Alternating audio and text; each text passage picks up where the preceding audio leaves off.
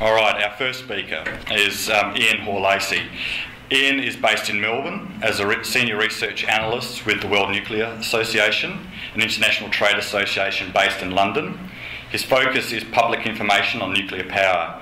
Ian began his career as an environmental scientist in 1974, starting at Rio Tinto, and ran the Uranium Information Centre until it morphed into the Australian Uranium Association and is now part of the Minerals Council of Australia. He is author of Nuclear Electricity, also published by the World Nuclear University as Nuclear Energy in the 21st Century, and has written several books on mining, environmental, economic and related issues. His interests range from the technical to the ethical and theological aspects of mineral resources and their use, especially nuclear power. Please welcome Ian. Okay, this PowerPoint's a bit more elaborate than I've got time to spend. I won't spend time on every slide, put it this way, but it'll be available for you afterwards, if you wish. One of the part of the background of looking at nuclear power is the whole carbon emission issue. And of course that's a little factoid that's useful to have, and that's a useful picture in your mind too to have from 1950 through to 2007. Anyway, it'll look a bit more bold now, but and then the basics of this is from a whole lot of published data from coal, gas and nuclear over on the right, around about 20 grams of CO2 for the whole fuel cycle per kilowatt hour.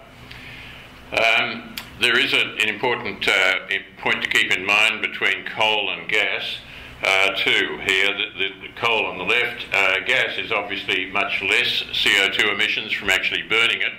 But as you can see there on the right, you only need about 3% leakage from your pipes and so forth before you get the same global warming potential. So we look at nuclear power. That's roughly where the world's 440 operable power reactors are as of this week. 67 under construction, 180 firmly planned, and about 11.5% actually of the world's electricity. But you can see where the concentrations are, and those concentrations, particularly in East Asia, are going to be growing. The nuclear share has come down in recent years, but that's nuclear share plus the annual terawatt hours. I'd like to just spend a minute on this. Three things to point out here. Obviously 100% is the vertical scale, and these are different countries. A couple of years ago, but the picture's much the same. Firstly, there is a lot of green already, and that's nuclear power.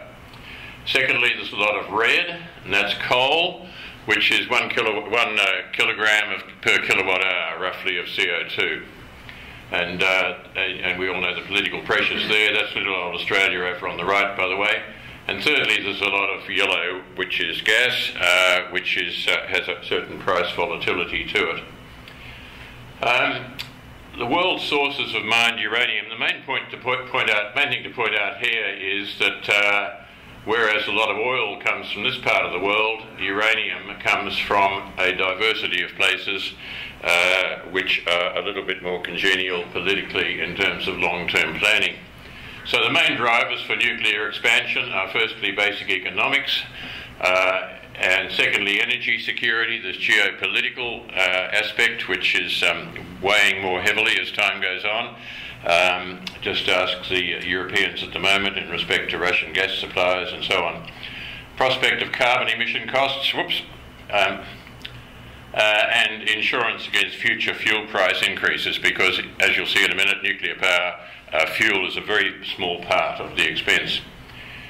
If you're talking nuclear power versus renewables particularly, keep this picture in mind. It is really very, very fundamental that the daily load varies. This is actually the Victorian grid, but a vast majority of electricity is 24/7 base load. And that picture you must really keep in mind in any discussion about different options for electricity. Wind is of course very popular, and we all know that, but this is from the Danish Wind Energy Association, which is a lobby group, and that's 1 week in Denmark. That's your installed capacity in Western Denmark, and each line is 1 day.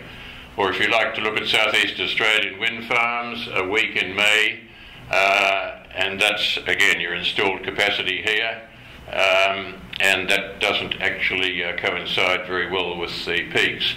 And if you take a month, oh dear, I'm afraid this would happen.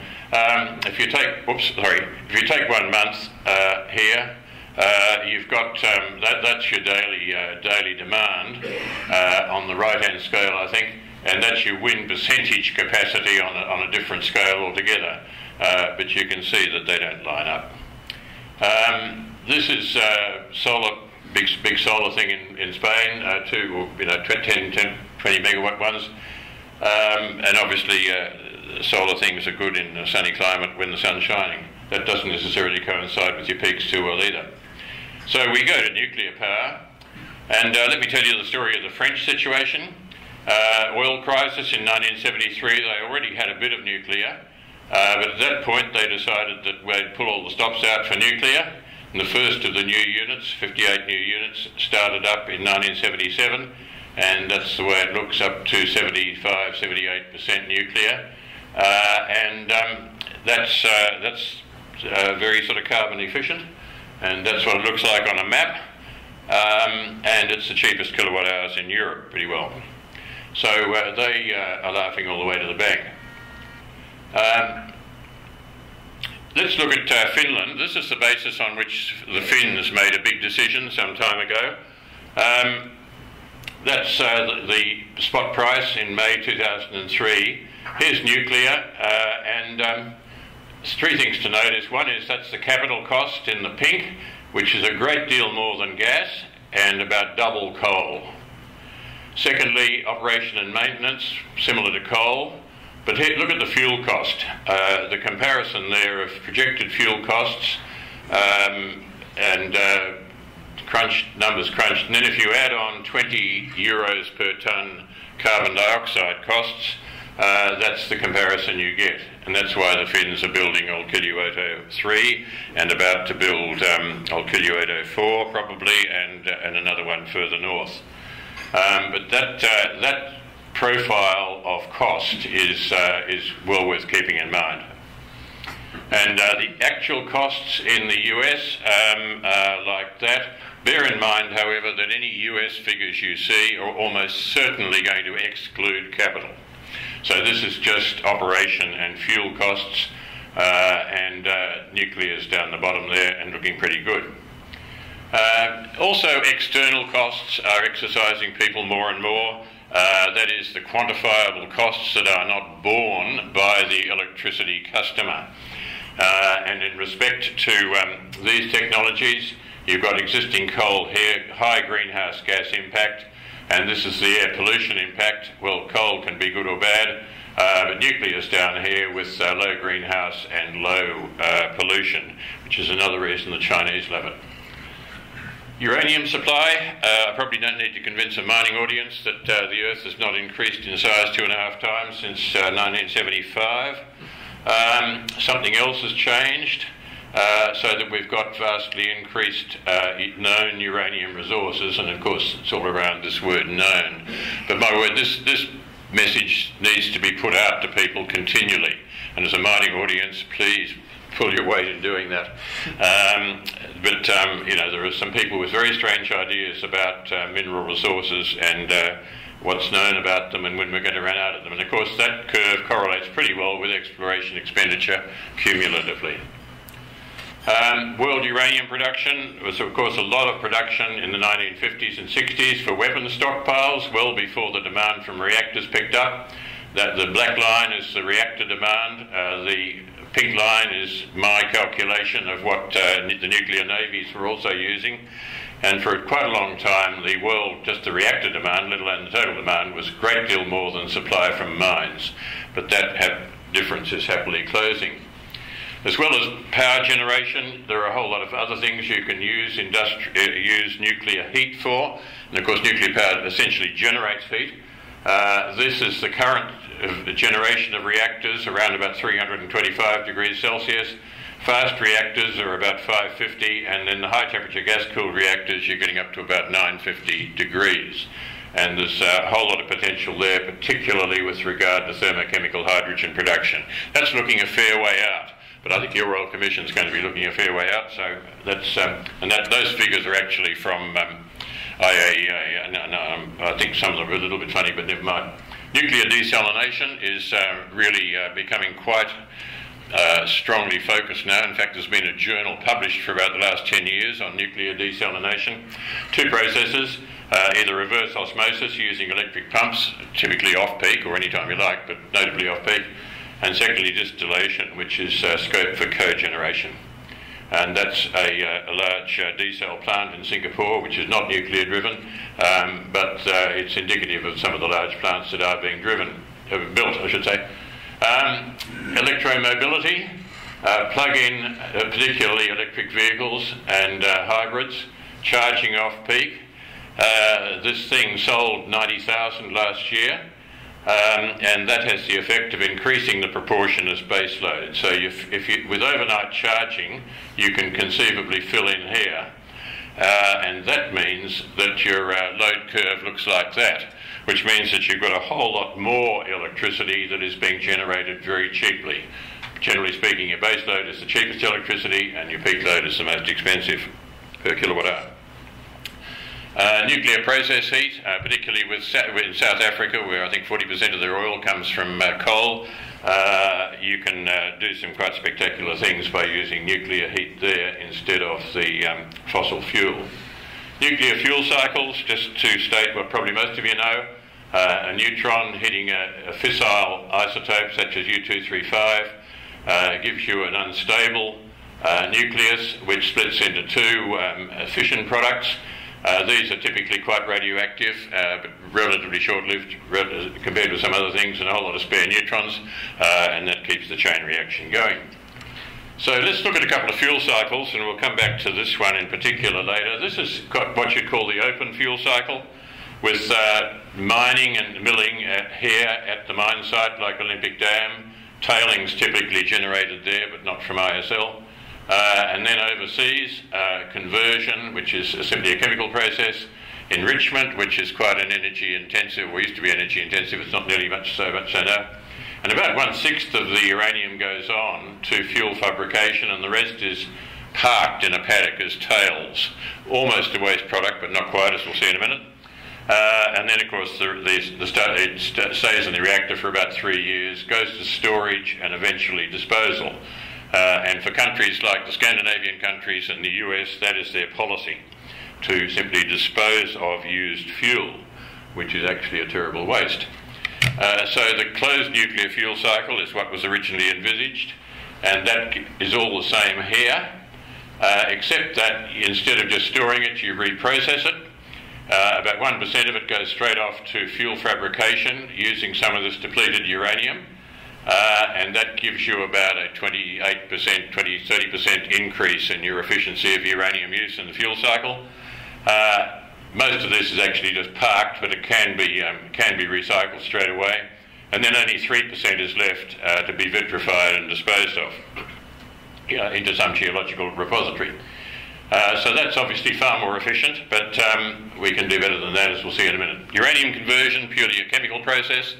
A lot of hydrofluoric acid, which is much nastier stuff than the uranium. Centrifuge enrichment, which is all the world's enrichment is now centrifuge.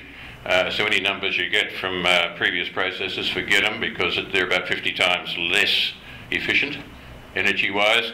It's important to recognise that there is a trade-off between energy input to enrichment process and uranium input. If uranium's, you can either have high energy and low uranium input, in which case you get one answer, and if or you can have low energy and high uranium inputs if uranium's cheap and energy is expensive. And there is that trade-off, which is really quite important to keep in mind if you're ever doing anything quantitative. This is uranium enrichment capacities around the world in terms of separative work units per year. The main thing to mention here is this is the effective capacity and that is the demand. So anybody who's thinking of building an enrichment plant in South Australia, I wouldn't be putting my money into it for 20 years or so anyway. Fuel pellet, just to remind you, that's a typical fuel pellet that goes into a tube, which then becomes a fuel rod. That pellet is equal to about 1 tonne of coal. So it's a very energy-dense process, nuclear power. And those are your fuel rods. Each of those rods has a whole lot of those pellets in it, and that's a fuel assembly ready to go into a reactor, which of course is not at all radioactive at that point in time. In the reactor, some of the uranium atoms actually turn into other elements, heavier elements such as plutonium, and the plutonium-239 in particular gets burned in the reactor. Plut-240 doesn't. It's not much use in the normal nuclear reactor, but if you look at a chart like this, you can see that over 3 years or so that the uranium's in the reactor, an increasing percentage comes from burning plutonium. And a decreasing percentage from uranium. Nuclear reactor developments. As a nuclear reactor is basically a device for boiling water and producing steam. A typical reactor is this 2-circuit one, a pressurised water reactor, so that in its primary circuit that's water under very high pressure, hence a lot of the engineering. Secondary circuit, you actually make the steam and drive the turbine, same as in any steam-driven power station. There is been continual improvement in the use of uranium fuel, and that's this higher burn-up, but also capacity factors. Many are now over 90%. 20 or 30 years ago, they were often in the 70s. A lot of power uprates that can add about 10% or more to the power of reactors, and in the USA, there's a whole lot more of these in sight. That's an indication of uprates at a Swedish power station. Licence renewals, leave you to read that later.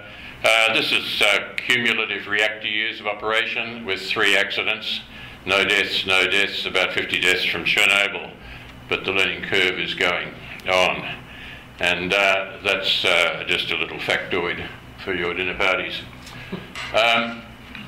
That's Fukushima on the 18th of March, about exactly a week after the accident, and it's a total mess, but so is that. And of course 19,000 people were killed by the tsunami and nobody was killed by the reactor accident.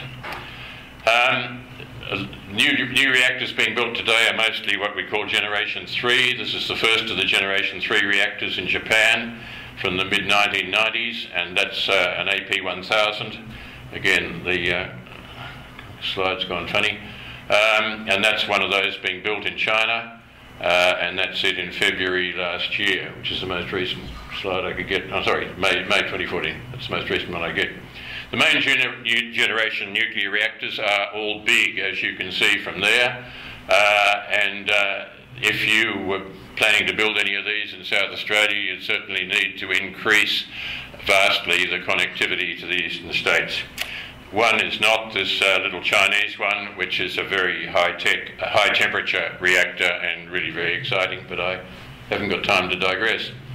Small and medium reactors are very much in the public light today, and there's a stack of these, a range of sizes, increasing interest. They're both for standalone units and also for progressively constructed large plants. For instance, there's a plant intended in northwestern US with about 15 of these making up the one plant. And you can get your cash flow from the first one while you're still building number 4 or 5. So there's a whole lot of advantages about the small reactors. There are quite a few of these operating, several in Pakistan, and also a 300 megawatt one in China, and also quite a few in India. And under construction, this one you'll see a photo of in a moment, and one in Argentina, and the HDRPM, which I just showed you a minute ago, in Huaning in China. That's the Russian floating nuclear power plant with 2 of those 40 megawatt reactors in it, and that'll be used around the north of Siberia. Fast neutron reactors have come into the news quite a bit with certain announcements from this part of the world. There's about 300 reactor years of experience of those, so they're not exactly a blue sky novelty. Many are and will be operated as breeders, that is to say they will actually make more fissile fuel than they consume. using depleted uranium. Several Russian ones, or a couple of Russian ones. This one is their most, they say, is their most reliable reactor in Russia out of about 30. Other experience. And they also have an important role in burning actinides from used light water reactor, that is conventional reactor fuel, and that has some significance in aiding disposal. So let's look at the fast reactor fuel cycle. You'll remember about 5/6 of the uranium was parked here in a paddock. You can pick that up and use it with fuel fabrication, especially with a bit of plutonium and reprocessed uranium from here. And otherwise the fuel cycle looks a bit like what we've seen before, and again a few percent of waste, 3 or 4%, 3% probably, about vitrified and disposed of. And once there's a whole lot of fast reactors running, I'm sorry if you've got shares in uranium mines, but there won't need to be any. So just go back to this one, this earlier slide that I showed. Remember, that's where the depleted uranium is, but you don't have to use that depleted uranium. You can actually go in here, that with the fast reactor fuel cycle, and that then becomes your, instead of this, your source of material. And that's, I think, roughly what is one of the proposals that will be put to the Royal Commission here. Reprocessing used fuel, the main process used today is Purex, which has been running since about the 1940s, hydrometallurgical. But what's called pyroprocessing, misleadingly, it is not a pyrometallurgical process. It does happen to be hot because it's in a molten salt fuel, a bath of molten salt. But that will separate the uranium first, and then the actinides, including plutonium, from the molten salt, giving you a highly active product, which is therefore proliferation resistant. And that's especially good for fast reactor fuels, and gives you a very small and relatively short-lived waste stream. That's the BN600 reactor in Russia, as I said, one of the most reliable reactors that's been going now 23 or 24 years. That's a small reactor in Japan, which is probably their least reliable reactor, but they said the better. Tell you the story later. Generation 4 reactors will follow Generation 3. Two things to point out here. Most of these are fast reactors. And the second thing is many of them are very low pressure. That is to say, the engineering is much simpler. The metallurgy is a bit challenging, but the engineering in terms of the bulk of steel and so forth is quite a lot less. This is what used fuel storage looks like in Sweden. And that's roughly what you'd see if you visited any reactor in the world, a sort of slightly smaller version of that. This is all the country's used fuel in one pond under about 3 metres of water. If you need to transport it a long way, such as a lot of Japanese used fuel was sent to Europe for processing, use a cask like that, which weighs about 100 tonnes and holds 6 tonnes of fuel very safely. And that is generally sent, if it's a long trip, on dedicated ships, which are specially designed in a whole lot of ways. In terms of waste disposal underground, we're looking at, for geological disposal, either of used fuel in the US and Scandinavia, or of that 3% of vitrified stuff. Don't need to tell you guys about mines. But that's a big mine in Finland, and some of the bits and pieces. But before that, there's quite a lot of storage being implemented now, not in pools at reactors, but in dry casks. And these are concrete dry casks. And that's, and that's what it, that's you can see the section there, and with the 4 metre long fuel elements in it, fuel assemblies in it. Another type of dry cask with a bit of ventilation and a machine for sort of moving it into place. Another sort of dry storage is horizontal, and that's at the bottom there is loading one of these things. You can design them any way you like. So the nuclear future, it's a mature technology. Electricity, remember, since 1956.